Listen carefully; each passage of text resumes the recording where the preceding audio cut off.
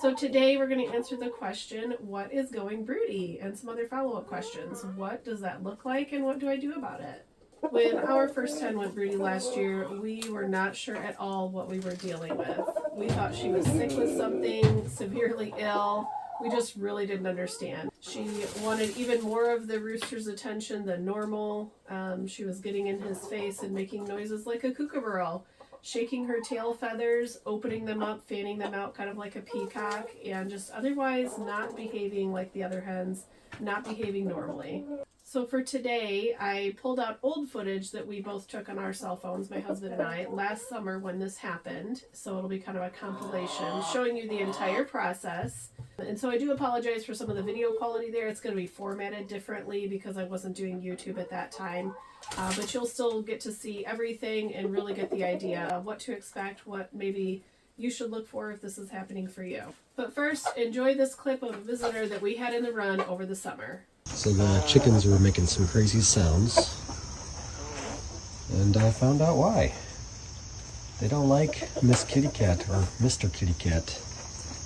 You guys don't like the cat? Is it freaking you out? Are you telling on it?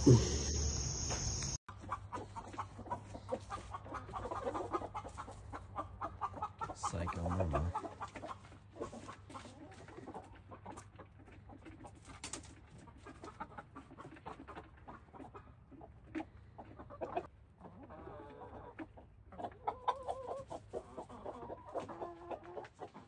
And she's off, back to her box. Let's see how she does. I'm gonna be, hey there. Hello there. You got rent? What you got? You got rent due? Ooh. You got rent due? Can I see? Can I see? Can I just take a little peek? Oh! I just wanna look. I just wanna see. Mama girl. It's okay. Shh. Oh my goodness. I just wanna see what we're working with, girl. One, you got one. It's not even yours. You got problems, girl. So once we realized that our hen was actually just broody and not sick at all, and that she was just having her normal hormonal response to wanting to hatch some chicks, then we decided we're just gonna let her do her thing and let's see what happens. So initially, of course, she's laying her own daily egg. We've got several other hens here laying eggs. And so she was actually stealing eggs from others. She was trying to sit on some of her own and incubate those, as well as eggs of other hens. The first problem we noticed, however, though, was that she was constantly changing a nest. She might sit on a nest in one egg box for a couple of days, then she would move down the line and switch and sit on some different eggs. So we didn't like that, obviously. Then we noticed she was kind of sticking with one nest, and we said, okay, we'll let her sit on some eggs. She broke one of the eggs. So then we cleared out all of the eggs, cleaned up the nest, wanted to let her try again, essentially. The next time she sat on some eggs, she broke another one, got it paper mache-like stuck to her leg. So she basically broke one egg, got another one stuck to her leg. It just wasn't going well. So then we said, okay, we're going to try to do some of those things that people do when they don't want a hen to go broody, which is just try to stop it from happening, get her mind off of it, give her something else to focus on, essentially. And so if you want to look that up, if you're in that situation, there are some ways to try and do that. Ultimately, though, if you want to and it works out for you, it is okay and encouraged to just let her go broody and see what she comes up with. But I found it really stressful to see her constantly struggle and not actually sit on and incubate a clutch of eggs. So we kind of just, I said, that's it. We're just not going to let her do that. We're just going to keep on with our daily egg collection, and, you know, she's just going to have to figure out how to get over it. We did let her try one more time, and then that seemed to work. And what we did was just let her have 2 eggs. So then she did, you know, kind of figure things out, and she sat consistently on 2 eggs. We marked them. So you can just mark them with a marker period, just so that there's some kind of tick mark on it, so that you know when you're going out to do your daily egg collection that you're not taking her eggs that she might be sitting on. or you can mark them with the date. So like we kind of went out 2 days after we had let her sit on a couple of eggs, so we just counted back 2 days, put that date on them. That way we know also we're gonna need to sit on them for 21 days, and then literally at 21 days the eggs should hatch. So if they're fertilized and if the eggs were viable, then they should hatch. So in this next clip you'll see her at the 21 day mark when we confirm what's underneath her. There is one little baby. Oh. I'm just gonna borrow this just for a moment. It's really good. I'll pick your egg. Can you see the baby? Can I just look at you? Where's your child? Oh, she's hiding by your butt. Let me see. Let me see, baby. Oh, where's the baby? Oh, there's the baby. Let's see the baby. Can't really see. It smells like leave me alone. And in this next clip, you will see Mom training her baby how to look for food. It's really fascinating, always interesting to watch nature work. But you'll hear the noises that she makes and just kind of the body language that she's using. It almost looks like the chick is looking up at her to confirm, like, oh, you know, this is what I'm supposed to do. So it's really sweet.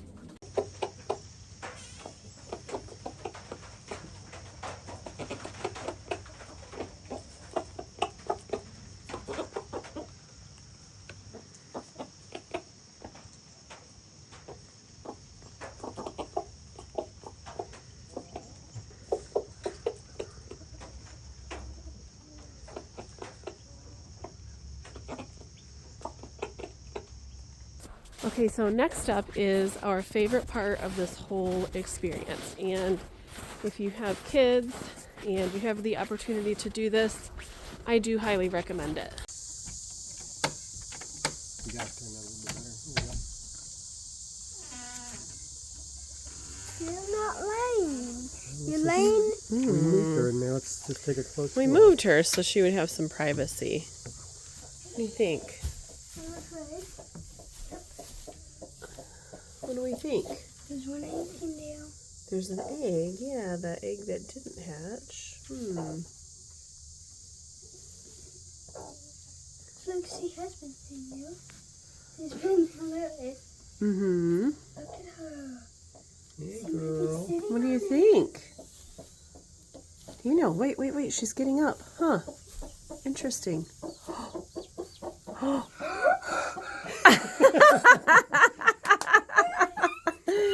Look at the baby. What do you think, buddy? This can't be a dream. It can't be a dream. It's not. It's for real. So the morning that she actually hatched that chick was my son's first day back at school after the summer break. So after I dropped him off, I came back home and then I checked underneath her because I was like, it's day 21. Let's see how accurate this is and if she really has anything underneath her.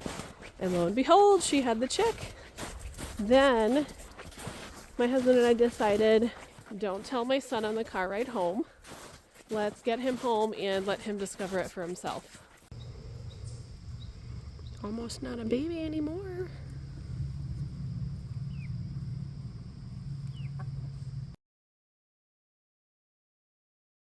We spent the first several months with that chick thinking that it was another hen. We were so excited to have another hen in our flock, and it turned out that was most definitely a rooster.